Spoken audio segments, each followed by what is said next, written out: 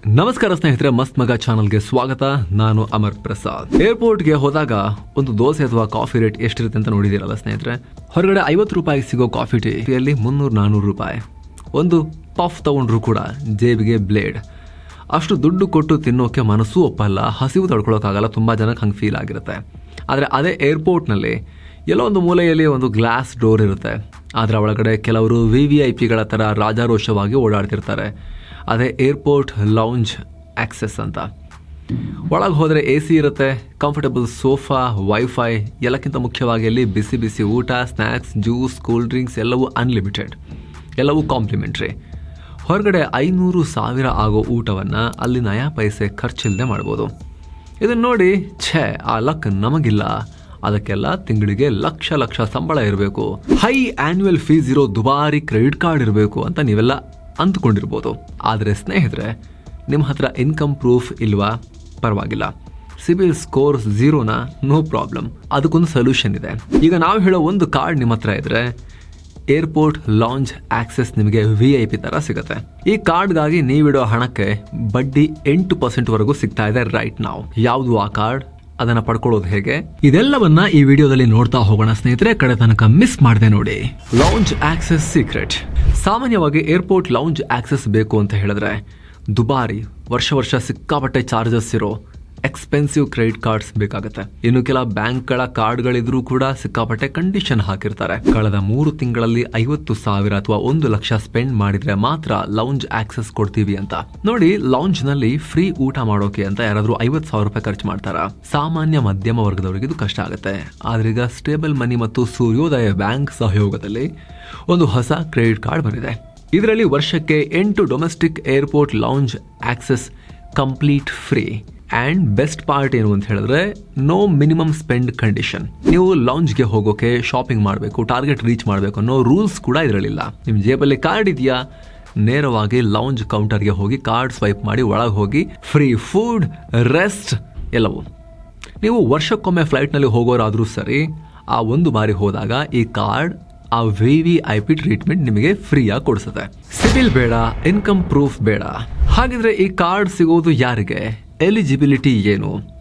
ಇದೊಂದು FD back credit card, fixed deposit ಆಧಾರದ ಮೇಲೆ ಸಿಗೋ ಕಾರ್ಡ್. ಆಗಲೇ ಹೇಳಿದ ಹಾಗೆ ಇದಕ್ಕೆ ನಿಮ್ಮ ಸ್ಯಾಲರಿ ಸ್ಲಿಪ್ ಬೇಡ, ಇನ್ಕಮ್ ಪ್ರೂಫ್ ಬೇಡ, ಸಿಬಿಲ್ ಸ್ಕೋರ್ ಕೂಡ ಬೇಕಾಗೇ ಇಲ್ಲ. ಇಲ್ಲಿ ನೀವಿಡೋ ಪುಟ್ಟ FD ಹಣವೇ ನಿಮ್ಮ ಗ್ಯಾರಂಟಿ. ಆ FDಗೆ ಬಡ್ಡಿ ಕೂಡ ಬರ್ತಾ ಇರುತ್ತೆ, ಅದು ಗ್ರೋ ಆಗ್ತಾನೆ ಇರುತ್ತೆ. ಆ ಕಡೆ ನೀವು ಮಾಡಬೇಕಾಗಿರೋದು ಡಿಸ್ಕ್ರಿಪ್ಷನ್ ಪಿನ್ ಕಾಮೆಂಟ್ ಅಲ್ಲಿರೋ ಲಿಂಕ್ ಮೂಲಕ ಸ್ಟೇಬಲ್ ಮನಿ ಆ್ಯಪ್ ಡೌನ್ಲೋಡ್ ಮಾಡಿಕೊಂಡು ಸೂರ್ಯೋದಯ ಸ್ಮಾಲ್ ಫೈನಾನ್ಸ್ ಬ್ಯಾಂಕ್ನಲ್ಲಿ ಒಂದು FD ಇಡಬೇಕು. ಫಿಕ್ಸೆಡ್ ಡೆಪಾಸಿಟ್ ನಿಮ್ಮದೇ. ಅದು ಬರೀ 1,000 ರೂಪಾಯಿನಿಂದಲೂ ಶುರು ಮಾಡ್ಬೋದು. ಆದರೆ ಕ್ರೆಡಿಟ್ ಕಾರ್ಡ್ ಆದಮೇಲೆ ಒಂದು 50,000 ಕೂಡ ಲಿಮಿಟ್ ಬೇಕಾಗತ್ತಲ್ಲ, ಒಂದು 50,000 ಇಟ್ಟು ಕೂಡ ನೀವು FD ಇಟ್ಟು ಶುರು ಮಾಡ್ಬೋದು. ಹಣ ಸೇಫ್ ಆಗಿರುತ್ತಾ? ಈ ದುಡ್ಡು ಎಲ್ಲಿಗೆ ಹೋಗುತ್ತೆ? ಮತ್ತೆ ರಿಪೀಟ್ ಹೇಳ್ತೀವಿ, ನಿಮ್ಮದೇ FD, ಅದು ಫಿಕ್ಸೆಡ್ ಡೆಪಾಸಿಟ್. ಅದು ನಿಮ್ಮ FD ಇರೋದು ಸ್ಟೇಬಲ್ ಮನಿ ಆ್ಯಪ್ನಲ್ಲಿ ಅಲ್ಲ, ಸೂರ್ಯೋದಯ್ ಬ್ಯಾಂಕ್ನಲ್ಲಿ. ಇದು RBI ರೆಗ್ಯುಲೇಟೆಡ್ ಬ್ಯಾಂಕ್, ಬೇರೆಲ್ಲ ಬ್ಯಾಂಕ್ಗಳ ಥರ ಇದು ಕೂಡ.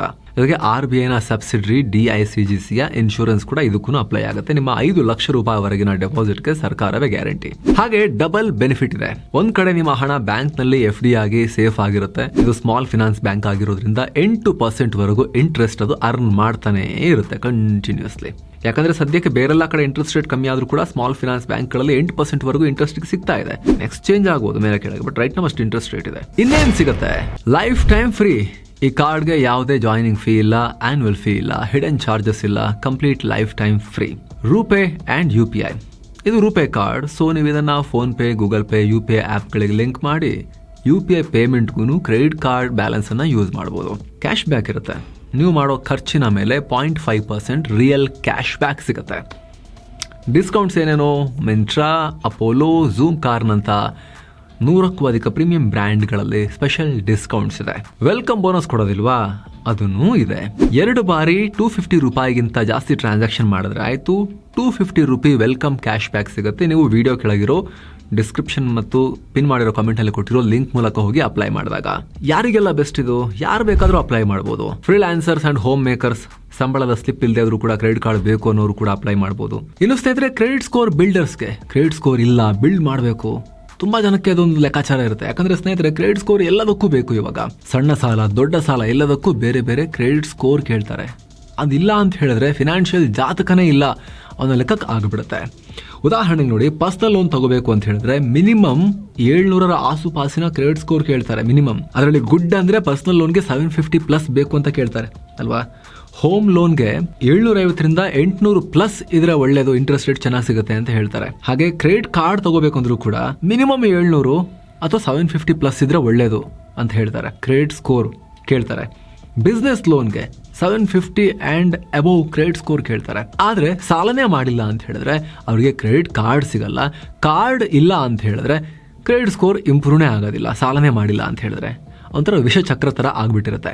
ಅಂಥವ್ರಿಗೆ ಇಂಥ FD ಬ್ಯಾಕ್ ಕಾರ್ಡ್ಗಳಲ್ಲಿ ಆರಾಮಾಗಿ ಕ್ರೆಡಿಟ್ ಕಾರ್ಡ್ ಸಿಗತ್ತೆ. ಅವರ FD ಅಮೌಂಟ್ ಬೇಸಿಸ್ ಮೇಲೆ ಲಿಮಿಟ್ ಕೂಡ ಸಿಗುತ್ತೆ.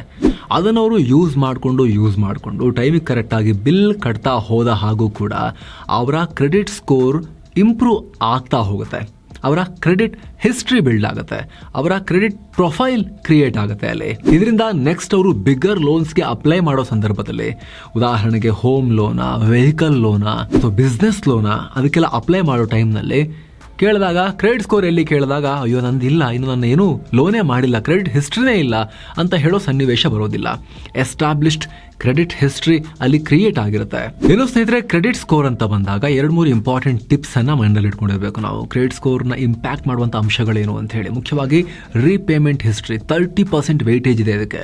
ನಿಮ್ಮ 30% ಕ್ರೆಡಿಟ್ ಸ್ಕೋರ್ ಇಂಪ್ಯಾಕ್ಟ್ ಆಗೋದು ಇದರಿಂದ. ಒಂದು ಲೇಟ್ ಪೇಮೆಂಟ್ ಅಥವಾ ಒಂದು ಬಿಲ್ನ ಕಟ್ಟದೇ ಇರೋದು ದೊಡ್ಡ ಪ್ರಮಾಣದಲ್ಲಿ ನಿಮ್ಮ ಕ್ರೆಡಿಟ್ ಸ್ಕೋರ್ ಬಿದ್ದು ಹೋಗೋ ಕಾರಣ ಆಗ್ಬೋದು.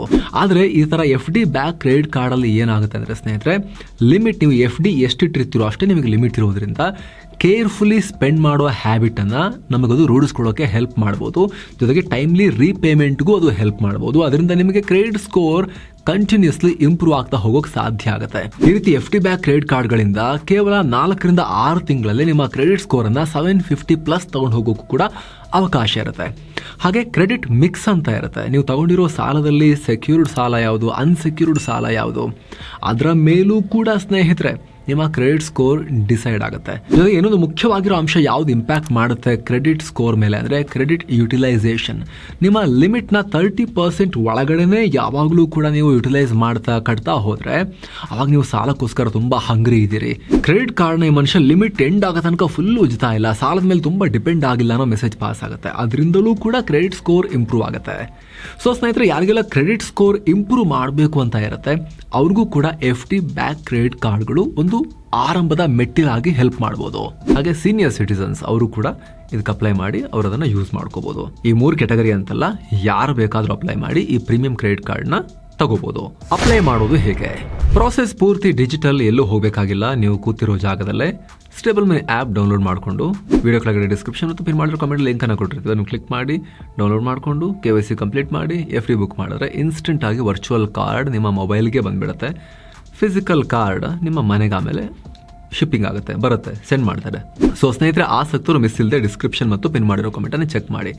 ಕ್ರೆಡಿಟ್ ಕಾರ್ಡ್ ಹುಡುಕ್ತಾ ಇರೋರು ಯಾರಿಗಾದ್ರು ಈ ಲಿಂಕನ್ನು ಶೇರ್ ಕೂಡ ನೀವು ಮಾಡ್ಬೋದು. ಮತ್ತೆ ಭೇಟಿ ಆಗ್ತಿರೋಣ. ನಮಸ್ತೆ.